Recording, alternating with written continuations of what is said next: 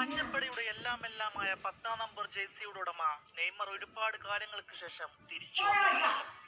Neymar junior ആ പണ്ടത്തെ നെയ്മറെ പോലെ പുൽമൈതാനിയിൽ നർത്തകനെ പോലെ സാമ്പാ നൃത്തം ചവിട്ടിയതായിരുന്നു.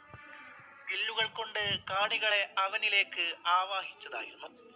അവനെ നെഞ്ചോട് ചേർത്ത് പിടിച്ച അനേകായിരം ആരാധകർക്ക് പുറമെ എതിരാളികൾ പോലും മനസ്സുകൊണ്ട് അവനെ ഇഷ്ടപ്പെട്ടിരുന്നു.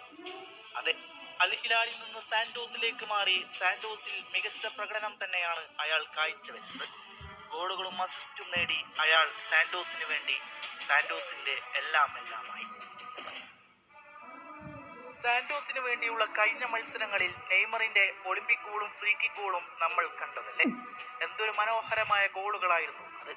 എന്തൊരു മനോഹരമായ ഫുട്ബോൾ മത്സരമായിരുന്നു അയാൾ സാന്റോസിന് വേണ്ടി കാഴ്ചവെച്ചത്.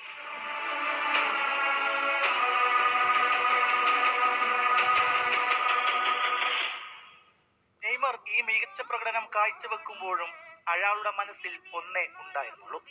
തന്റെ നാഷണൽ ടീമായ, തന്റെ സ്വന്തം രാജ്യമായ ബ്രസീൽ ടീമിന് വേണ്ടി ജേഴ്സി അണിയണമെന്നും വേൾഡ് കപ്പ് കളിക്കണമെന്നും മാത്രമായിരുന്നു.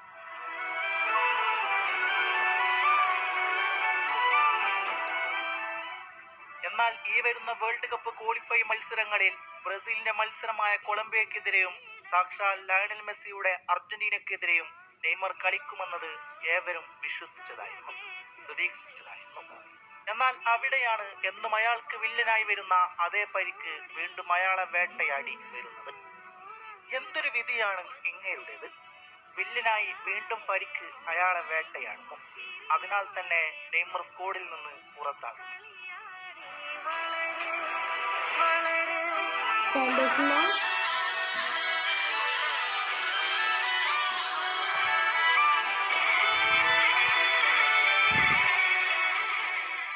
നീണ്ട ഇടവേളയ്ക്ക് ശേഷം ബ്രസീൽ സ്ക്വാഡിൽ തിരിച്ചെത്തിയ നെയ്മറിന് വീണ്ടും പരിക്ക് പറ്റി സ്ക്വാഡിൽ നിന്ന് പുറത്താകുന്നത് എന്തൊരു നിരാശയായ കാര്യമാണ്. 1.5 വർഷത്തെ ഇടവേളയ്ക്കു ശേഷം ബ്രസീൽ ടീം ജേഴ്സിയിൽ കളിക്കാമെന്ന സൂപ്പർ താരം നെയ്മറിന്റെ മോഹങ്ങൾക്കാണ് ഇവിടെ വൻ തിരിച്ചടിയായിട്ടുള്ളത്. പേശി പരിക്കിനെ തുടർന്ന് താരത്തെ കൊളംബിയക്കും അർജന്റീനക്കുമെതിരായ വരാനിരിക്കുന്ന ലോകകപ്പ് യോഗ്യതാ മത്സരങ്ങൾക്കുള്ള ബ്രസീൽ ടീമിൽ നിന്ന് ഒഴിവാക്കിയിരിക്കുകയാണ്. കരിയറിലുടനീളം പരിക്ക് വിടാതെ അയാളെ പിന്തുടരുകയാണ്. 2023 ഒക്ടോബറിൽ ഉറുഗ്വയ്ക്കെതിരെ ലോകകപ്പ് യോഗ്യതാ മത്സരത്തിന് കാൽമുട്ടിന് പരിക്കേറ്റതോടെയാണ് താരം ടീമിന് പുറത്തായത്. കഴിഞ്ഞ ദിവസം പരിശീലകൻ ഡോറിവാൾ ജൂനിയർ പ്രഖ്യാപിച്ച 23 അംഗ ടീമിൽ നെയ്മറും ഇടം പിടിച്ചിരുന്നു. മാർച്ച് 21 ബ്രസീലിൽ കൊളംബിയ നേരിടുന്ന ബ്രസീൽ 25 ബ്യൂണസ് ഐറിസിൽ ലയണൽ മെസ്സിയുടെ അർജന്റീനയുമായി ഏറ്റുമുട്ടും. തിരിച്ചുവരവിന്റെ പടിവാതിലിലായിരുന്നു നെയ്മർ. പക്ഷേ നിർഭാഗ്യവശാൽ ലോകത്തിന്റെ പ്രിയപ്പെട്ട ടീമിന്റെ ജേഴ്സി ധരിക്കാൻ ഇനിയും അയാൾക്ക് കാത്തിരിക്കണം. നഷ്ടങ്ങളുടെ കണക്കിൽ മുങ്ങിത്തായ്ന്നിരുന്ന മഞ്ഞപ്പടയുടെ ജീവനാണ് നെയ്മർ ജൂനിയർ. ജീവന്റെ തുടിപ്പ് നീണ്ടകാലം നിൽക്കാൻ നെയ്മറിനെ പോലുള്ള കളിക്കാർ ഇനിയും സെൽസാവയുടെ ജേഴ്സിയിൽ ഉദയം ചെയ്യുമെന്നതിൽ യാതൊരു സംശയവുമില്ല. പക്ഷേ അയാളെപ്പോലെ അയാൾ മാത്രമായിരുന്നു.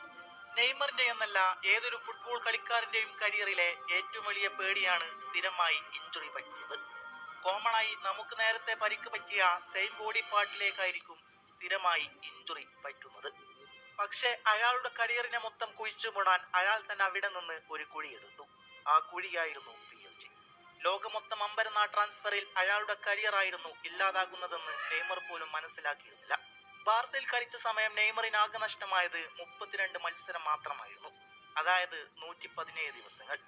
പക്ഷെ PSG എത്തിയപ്പോൾ 133 മത്സരങ്ങളാണ് ഇഞ്ചുറി മൂലം നെയ്മർ ജൂനിയറിന് നഷ്ടപ്പെട്ടത്, അതായത് 75 ദിവസങ്ങൾ.